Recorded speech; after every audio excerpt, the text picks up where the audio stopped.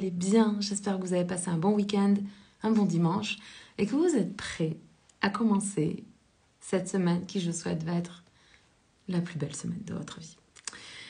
Je suis très contente de vous retrouver ce soir. Je suis Sandrine Carl et dans ce live, j'avais envie de vous partager un petit rituel que j'ai quand je veux recevoir un message de ma guidance supérieure, de mon intuition, ou que j'ai envie de faire une God to do, donc une liste à Dieu, pour qu'il s'occupe de certaines choses pour moi, ou qui m'aide, qui me guide dans ce truc-là.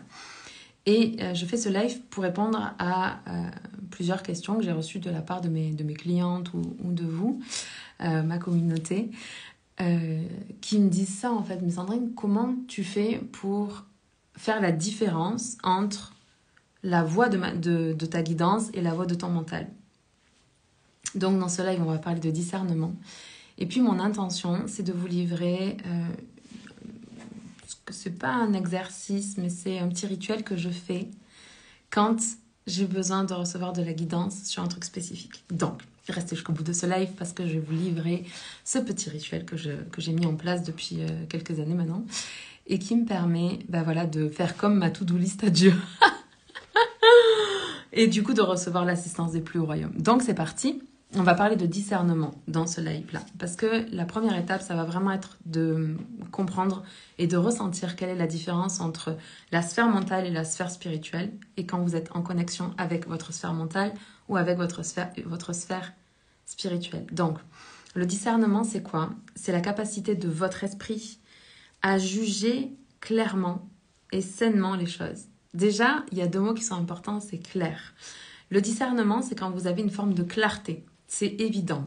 Okay? C'est évident, c'est juste et c'est sain. C'est-à-dire que la différence entre votre guidance et votre mental, c'est ce que vous allez ressentir à l'intérieur de vous. Alors parfois, votre guidance, elle va vous emmener à faire des choses que vous n'avez pas prévues, qui semblent éloignées a priori de vos objectifs, qui peuvent parfois être des choses inattendues ou des défis à relever.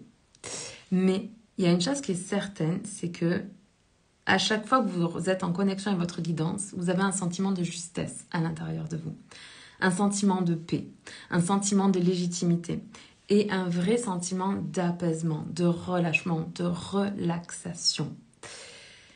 Alors que quand vous êtes en connexion avec votre mental, votre sphère mentale, vous êtes en connexion avec vos pensées. Et dans ce cas-là, vous allez vous rendre compte que ces pensées-là, elles ne vibrent pas sur une note qui est élevée. Ça peut être en lien avec des réflexions autour de la volonté. Je vais faire ça, il faut que... Voilà, tout ça, c'est la volonté. Ces pensées-là, elles amènent un sentiment de confusion. Et surtout, soyez très attentifs à ça, elles viennent confirmer votre jugement. Donc, quand vous dites « Ah, ben tu vois, j'avais raison, les hommes sont tous comme ça. Ah, ben tu vois, j'avais raison. » Et ça vient confirmer une pensée que vous avez ou une croyance, quelque chose que vous croyez vrai, une histoire que vous vous racontez, mais qui vous dessert, qui vous fait sentir des émotions désagréables. Ce sentiment-là de confusion, qui vient confirmer votre jugement, c'est uniquement le biais cognitif de confirmation. Le biais cognitif de confirmation, c'est votre ego, votre mental, qui essaye de préserver une intégrité et qui n'est pas en train de vous servir pour votre plus grand bien. Donc, quand vous ressentez des sentiments de confusion ou que vous êtes sûr d'avoir raison, il y a fort à parier que vous êtes en contact avec des pensées, avec des jugements et avec de la réflexion qui est rattachée à votre volonté et qui n'est pas rattachée à votre cœur.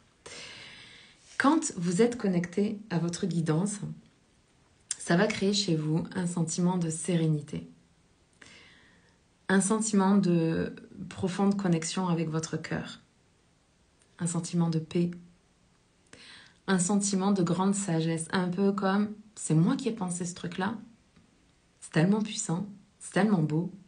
Vous voyez ce genre de choses? Eh bien, c'est ce qui se passe quand vous êtes en connexion avec votre guidance.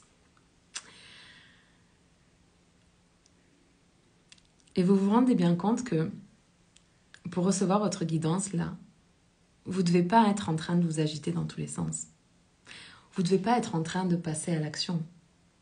Vous ne recevez pas votre guidance quand vous êtes en train de faire. Vous ne recevez pas non plus votre guidance quand vous êtes en train de contrôler ou en train d'imposer votre volonté. Non. Vous recevez de la guidance quand vous êtes pleinement connecté dans l'instant présent, dans l'ici et maintenant, dans le temps, dans l'espace, et que vous êtes en connexion avec votre corps. Parce qu'encore une fois, ce qui vous permet de faire le discernement entre ce qui est de l'ordre de la sphère mentale et de l'ordre de la sphère spirituelle, c'est vraiment ce que vous allez ressentir dans votre corps. Est-ce que vous allez sentir un sentiment de tension ou de relaxation, de détente, de relâchement? Donc l'exercice que je voulais vous proposer, c'est d'écrire une lettre à votre guide supérieur qui vous aime inconditionnellement. Et vous allez lui dire que vous avez besoin de ses conseils, que vous avez besoin de confirmation ou d'information par rapport à ce que vous pensez avoir reçu. Je vous invite à rédiger cette lettre en commençant comme ça. J'appelle mon guide supérieur qui m'aime inconditionnellement. Et vous faites la liste de ce que vous souhaitez, ce que vous avez envie, ce sur quoi vous avez besoin de clarté. Puis vous allez relire cette lettre à haute voix pour vous-même, pour vous connecter à ce que vous êtes en train d'écrire. Et puis vous allez la cacheter, la fermer, et la mettre dans un lieu sacré. Un lieu sacré, ça peut être quoi? Vous pouvez la glisser dans votre journal intime, vous pouvez la glisser dans votre livre préféré, vous pouvez, si vous avez un hôtel avec, vous savez, des pierres, des cailloux de lithothérapie, ou un endroit qui est sacré et précieux pour vous, ou votre chambre à coucher, ça peut être aussi un lieu sacré. Vous allez le mettre dans un endroit comme ça. Vous pouvez déposer par-dessus un cristal, et vous pouvez utiliser la puissance des cristaux pour amener une énergie particulière sur la lettre que vous avez rédigée. Ensuite, ce que je vais vous inviter à faire, c'est à fermer les yeux, à vous connecter à votre cœur, et puis à visualiser l'activation de ce que vous avez demandé. Et ça dépend de vos croyances. En quoi est-ce que vous croyez? Est-ce que vous croyez que c'est l'univers qui vous écoute? Et dans ce cas-là, est-ce que vous voyez comme une lumière un peu cosmique qui vient autour de la lettre que vous avez déposée? Est-ce que vous croyez aux anges, aux archanges, à des guides spirituels, des maîtres ascensionnés? Dans ce cas-là, vous pouvez les voir en mouvement. Est-ce que vous croyez que c'est votre cœur qui va prendre en charge votre demande? Est-ce que vous croyez que c'est votre âme? Ça dépend vraiment des croyances que vous avez. Mais je vous invite vraiment, une fois que vous avez lu la lettre, que vous êtes connecté à ce que vous avez écrit, que vous avez déposé, que vous l'avez cacheté, que vous l'avez déposé dans un lieu sacré avec un cristal dessus, à fermer les yeux, à vous connecter à votre cœur et vraiment à visualiser l'activation de ce que vous avez demandé. Et vous pouvez dire: j'appelle mon guide supérieur qui m'aime sans condition pour qu'il m'aide en me fournissant des conseils éclairés, utiles et remplis d'amour en réponse à ma question. Moi, je termine en disant merci, merci, merci, merci, merci. Mais vous pouvez terminer en disant merci, amen, merci, namasté. Vous faites en fonction de ce qui résonne pour vous. Ok? Et ensuite, une fois que vous avez fait ça, vous laissez la lettre cachetée avec le cristal dessus pendant 2 semaines. Vous laissez 2 semaines de la montre et toute l'énergie et tout le temps de l'univers pour que, justement, votre guidance supérieure, elle puisse s'activer. Au bout de 2 semaines, ce que je vous invite à faire, c'est à revenir et à relire votre lettre et à voir si vous avez déjà eu la réponse dans votre expérience de vie, dans ce que vous avez vécu. Pas dans ce que vous pensez, que vous avez imaginé ou je sais pas quoi. Ça doit être comme une intuition, un signe. Vous tombez sur un livre, quelqu'un vous parle de quelque chose qui va venir confirmer, infirmer ou qui va venir vous donner un nouvel éclairage, une discussion. Des fois, c'est même... j'avais un de mes amis qui m'avait transmis ça et que je trouve absolument génial. Quand, hello Charlène, hello Seb, bienvenue dans ce live. Quand il se posait des questions et qu'il avait besoin d'une réponse qui sortait de son cadre de référence, de ce à quoi il pensait, de ce qu'il croyait, il allait se connecter à ce qu'il appelait la radio du monde. Et en fait, il allait prendre la rue la plus longue et la plus comme une rue piétonne, par exemple, et il allait traverser, et juste avant de commencer à marcher, il se connectait à ce qu'il avait demandé. Et puis, il se mettait à marcher et à écouter ce qu'il entendait. Est-ce que les gens ont toujours des conversations? De quoi ils parlent? Qu'est-ce qu'ils disent?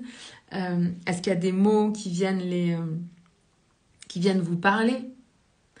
Est-ce que les gens disent une phrase qui va venir résonner très fort? Vous voyez, ce genre de choses. Je crois vraiment que notre guidance, elle peut être à l'intérieur de nous, comme une intuition qui arrive d'un coup. Encore une fois, une intuition, c'est quelque chose qui crée de la sérénité, qui vous donne un profond sentiment de connexion à vous, à votre cœur, à votre âme, un sentiment de paix, une grande sagesse, un sentiment de légitimité, quelque chose qui vient comme être une caresse sur votre âme.